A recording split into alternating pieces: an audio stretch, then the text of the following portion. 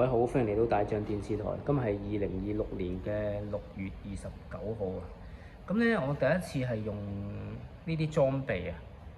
咁就一個黑色欖，一個白色欖啦。黑色欖其實用咗好耐，咁就我未試過兩個欖同一時間帶出去。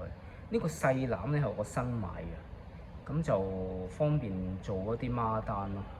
之前做美團咧就經常俾孖單，但係我發覺自己啲設備唔夠啊。因為你如果就咁攞隻手拎住咧，好容易會跌啲外賣啊，同埋俾人碰撞咯。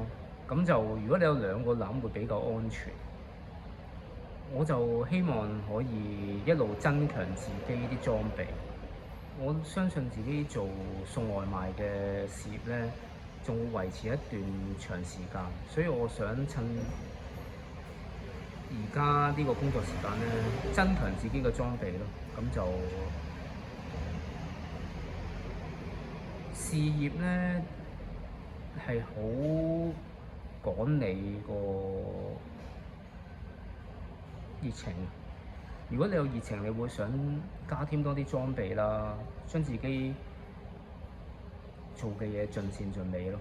咁就我都認為自己咧做得唔夠好，因為做咗幾年送外賣都係用步兵身份，而裝備都冇點樣增強。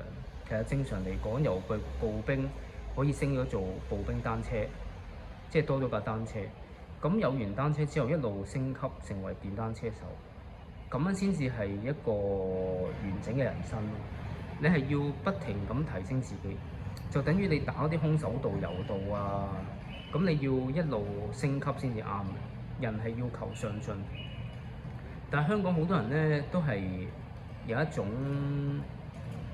放棄嘅心態。就算面對咩環境都好，你都要增強自己嘅能力啦。咁你話你係退咗休人士，你唔想努力，咁好正常。咁你都可以做啲自己開心嘅嘢咯。同埋我相信我哋香港人未至於到絕境嘅。